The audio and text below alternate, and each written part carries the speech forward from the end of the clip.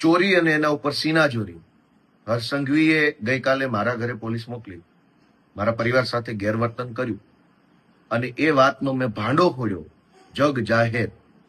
તો સાંજ સુધીમાં એક બનાવટી AI ઓડિયો વાયરલ થઈ ગયો. અરે વાહ, તમને બધી ખબર પડી જાય છે.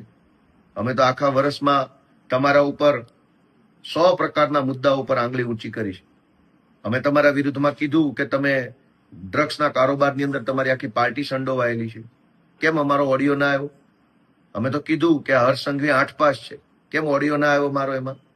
અમે તો કીધું કે આ ડફોળ છે, કેમ ઓડિયો ના આવ્યો ડફોળ છે એવી વાતચીતની પુષ્ટિ કરતો? અમે તો કીધું કે દારૂના હપ્તા તમારા ભાજપ વાળા કમાય છે, કેમ ઓડિયો ના આવ્યો?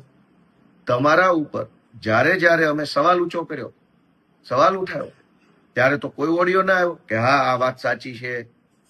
અને જ્યારે મેં એમ કીધું કે મારા પરિવારને હર્ષ સંઘવીએ પોલીસ મોકલીને હેરાન કરવાની કોશિશ કરી છે, તો સાંજે છેક એક બનાવટી ઓડિયો વાયરલ કરવામાં આવ્યો. કઈ વાંધો નહીં, કરો વાયરલ. જનતા બધું જ જાણે છે કે સાચું શું છે ને ખોટું શું છે. સાચી વાત તો એ છે કે અત્યાર સુધીમાં 100 કરતા પણ વધુ FIRઓ કરી અને હર્ષ સંઘવીએ આમ આદમી પાર્ટીના કાર્યકર્તાઓને જેલમાં પૂરવાનું કામ કર્યું. નમસ્કાર સાથીઓ, જય કિસાન. હું આપનો રાજુ કરપડા. ગુજરાતમાં અને ખાસ કરી કાઠિયાવાડમાં એક કહેવત છે કે પાપ છાપરે ચડીને પણ પોકારે. ગઈકાલે વિસાવદરના માન્ય ધારાસભ્ય મીડિયા સામે આવ્યા, ફેસબુક લાઈવ કર્યું અને કહ્યું કે પોલીસે તો આમ કર્યું તેમ કર્યું, મારી બાનું અપમાન કર્યું, મારા ઘરે પોલીસ ગઈ, હેરાન કર્યા, આ બધુંય કહ્યું. અડધો કલાક માટે લોકોની સહાનુભૂતિ પણ મળી.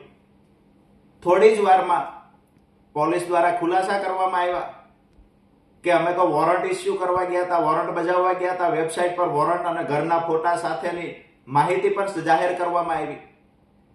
બીજી બાજુ થોડી વાર થઈ તા પાપ ફરીવાર સાપરે ચડ્યું.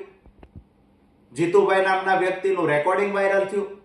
માન્ય ધારાસભ્ય કહે છે પોલીસ ઘરે જાય તો ભલે જાય, કેવા થશે આપણે કે મારી બાને હેરાન કરે છે, આવું રેકોર્ડિંગ કહે છે. હું નથી કહેતો, કાલે મારી સામે પણ વળી ગુનો દાખલ કરશે. AI ના માસ્ટર માઇન્ડ બધા આમ આદમી પાર્ટીના નેતાઓ, જે લોકોએ હંમેશા AI નો દુરુપયોગ કર્યો છે, એ લોકો આજે આરોપ મુકતા થયા છે કે આ રેકોર્ડિંગ AI ના માધ્યમથી બન્યું છે. રેકોર્ડિંગના ટોન, રેકોર્ડિંગની ભાષા ગુજરાતની જનતા સારી રીતે જાણે છે કે આમાં કોણ બોલી રહ્યું છે.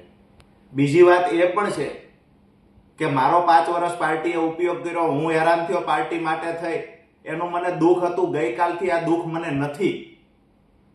જે પોતાના પરિવારનો, મા બાપનો પણ રાજકીય રોટલા શેકવા ઉપયોગ કરી શકતા હોય, એ લોકો ભાઈબંધના, દોસ્તારોના, મિત્રોના ઉપયોગ કરે, એમાં નવાઈ ન હોય.